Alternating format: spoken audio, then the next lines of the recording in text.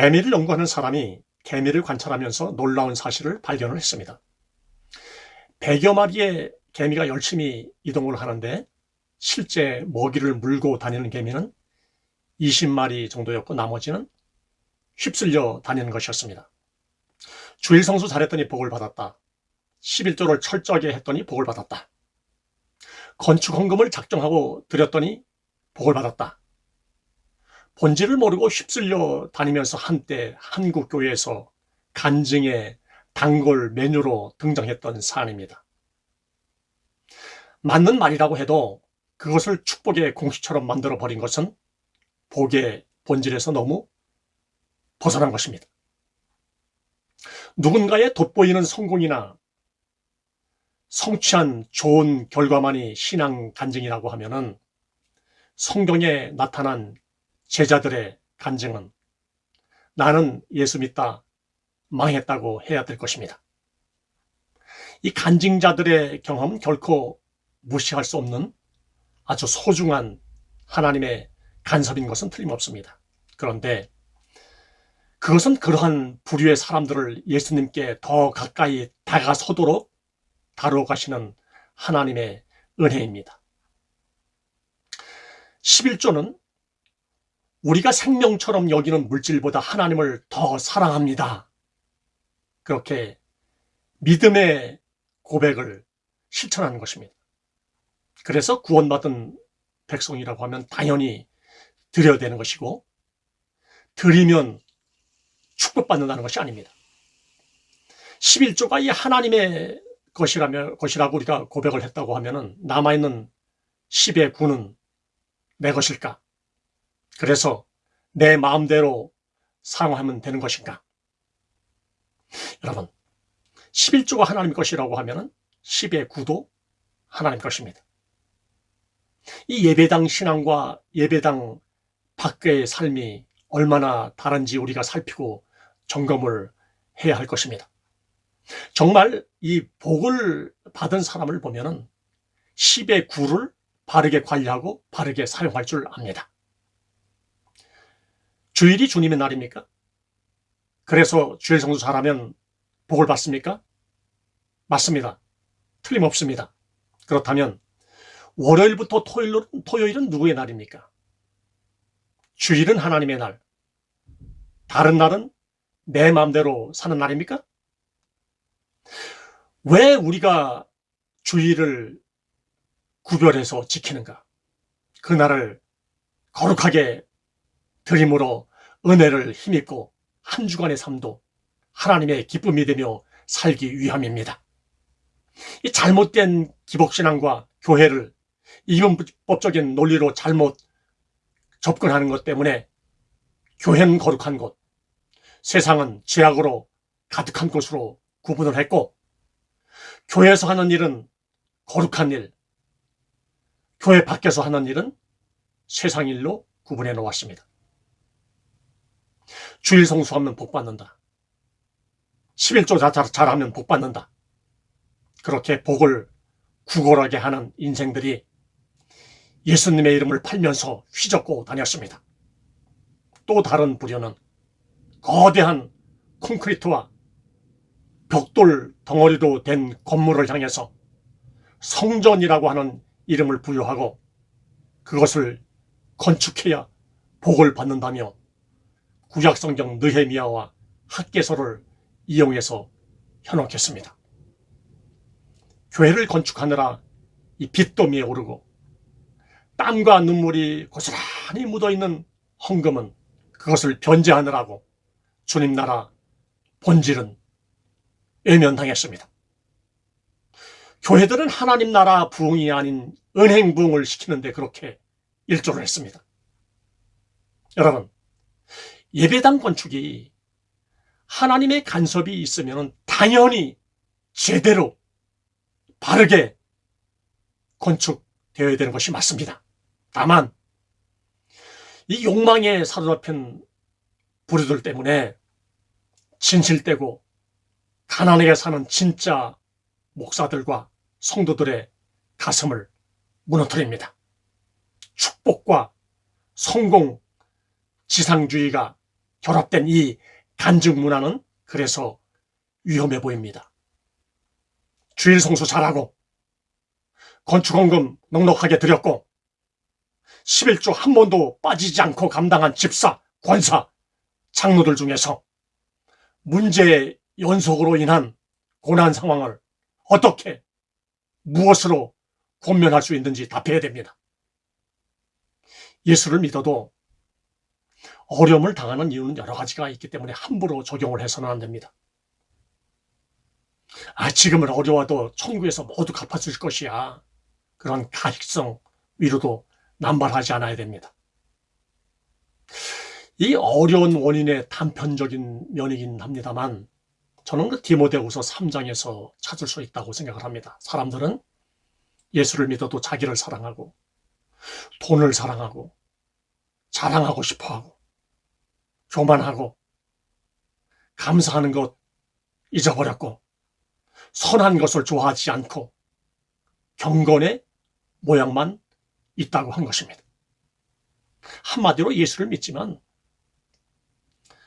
제 마음대로 살고 싶어하는 자기 중심이 강하다는 겁니다. 그리고 이 교회를 열심히 다녀도 거듭되는 문제의 원인이 사실 물질적인 경우가 다반사거든요. 그것은 우리로 하여금 영적 실력을 쌓게 하시려는 간섭일 수가 있습니다.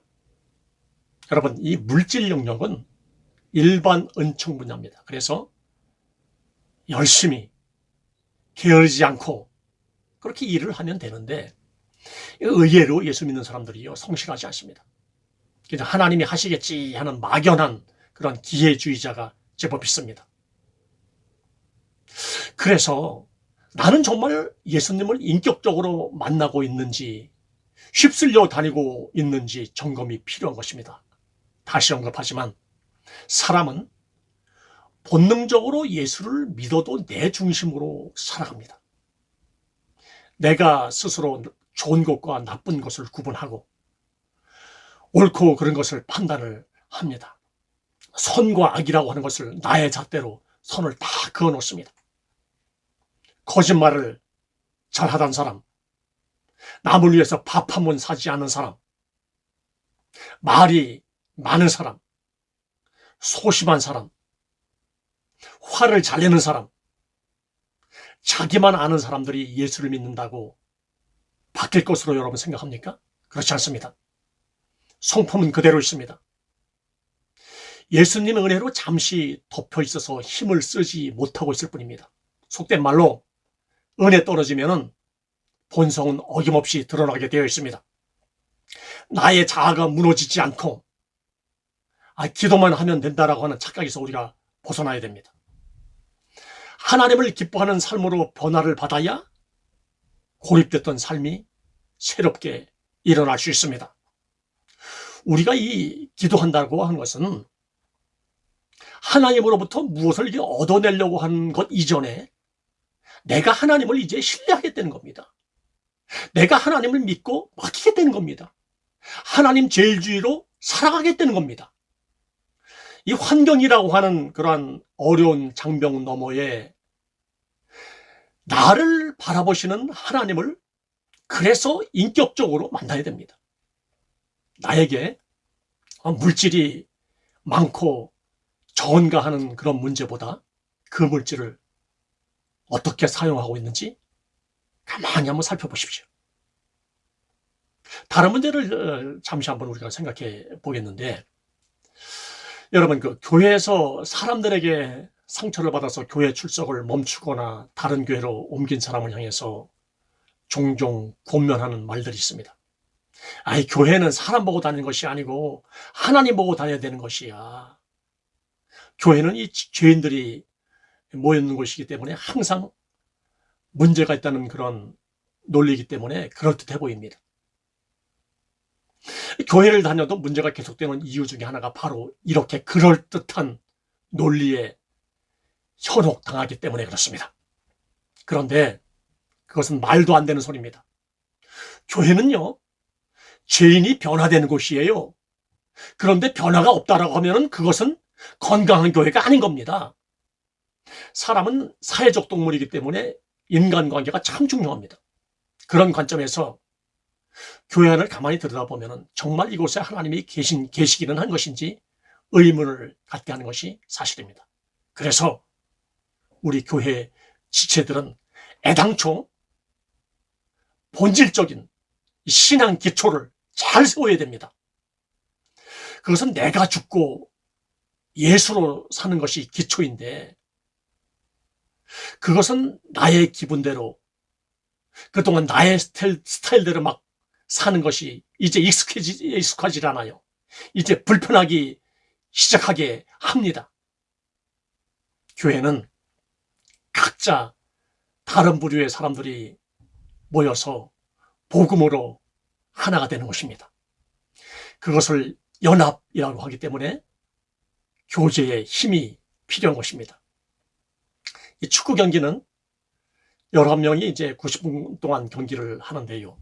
그들은 각자 90분 동안에 함께 호흡하면서 뛰지만 실제로 한 사람이 이 볼을 터치하는 그런 시간은 90분 중에서 약 4분이라고 합니다. 86분은 포기를 해야 됩니다. 다른 선수를 위해서 포기하는 것입니다. 그것이 연합입니다. 그리고 한 사람이 4분 정도 볼 터치하는 것을 보려고 관중들이 이제 모여듭니다. 경기에 나섰지만 단 1초도 뛰지 못하는 선수들도 있습니다. 그들을 우리는 후보라고 했습니다. 교회 안에 만년 후보 선수가 너무나 많습니다. 경기를 뛰어보지도 못하고 날마다 구경만 하고 있습니다. 관중석에 앉아서 슛하라고, 아이고 너는 왜 그렇게 못해, 패스 좀 하라고, 그렇게 소리치듯 하는 관람객인 바리새인이 너무나 많습니다. 신앙생활은 운동선수가 하는 경주라고 성경은 비유를 했습니다. 운동장에서 땀을 흘리면서 뛰는 사람이 승리했을 때 누구보다도 큰 기쁨을 얻고 그리고 보상도 받는 겁니다. 여러분, 자신의 위치를 잘 지켜야 나 한 사람 때문에 교회가 건강해질 수 있습니다. 이제 우리 자신의 위치를 잘 점검하고 오늘 주제에 대한 적용을 하겠습니다. 에베소서 4장 13절에 보면 그 그리스도의 장성한 그 분량이 충만한 데까지 이르라고 말씀을 합니다. 그것이 예수 믿는 사람들의 목표점이 되어야 됩니다. 성장을 하려고 하면은 우리 에너지를 많이 낭비해야 되기 때문에 성장통을 겪습니다. 그래서 불편하고 때로는 고달픕니다. 예수 믿는 사람은 예배가 차츰 멀어지면서 위기를 겪는데요. 예수님과 멀어지면 세상적으로는 아주 편할 수 있는데 영혼은 아주 힘들어합니다. 여러분, 세상이 놀랍도록 바뀌고 있습니다. 지금까지 우리가 신앙생활 하던 대로 계속 질주를 한다고 하면은 현상 유지도 못하는 그런 시대가 되었습니다. 문제의 본질적인 해결을 원하면 여러분, 그래서 영적인 실력을 길러야 됩니다. 특별히 우리 교회 내에서는 관계의 실력을 길러야 됩니다. 여러분, 다시 시작하십시오. 다시 말씀드리지만 다시 처음부터 하나씩 풀어나가면서 실력을 이제 만들어가는 겁니다. 나도 모르는 사이에 이 삶의 본질이 세워지는 하나님의 은혜를 경험하는 것입니다. 예수를 믿어도 왜 이렇게 어려움이 계속되는지 그러한 이유를 다시 정리하겠습니다. 본질을 모르고 휩쓸리기 때문에 그렇습니다. 11조가 하나님의 것이라고 하면 10의 구조는 9는 내 것인가? 주일이 하나님의 날이라고 하면 다른 날은 나의 날인가? 나는 예수님을 인격적으로 만났는가? 아니면 내 열심으로 충성하고 있는가? 나는 다른 사람과의 관계를 어떻게 하고 있는가? 나와 가족을 위해서 사는 사람은 그만큼만 쓰임을 받습니다. 그런데 다른 사람을 섬기는 사람은 그 사이즈만큼 쓰임을 받습니다. 이 영적 실력을 기르면 문제는 자연스럽게 하나님께서 해결해 주실 것입니다. 이제 이 영적 실력을 기르기 위한 가장 기본부터 우리 다음 정거장부터 이제 나누기를 원합니다. 시간이 지나면서 오랜 시간 우리가 고민했던 문제들이 해결되는 은혜를 경험하시기를 기도하겠습니다.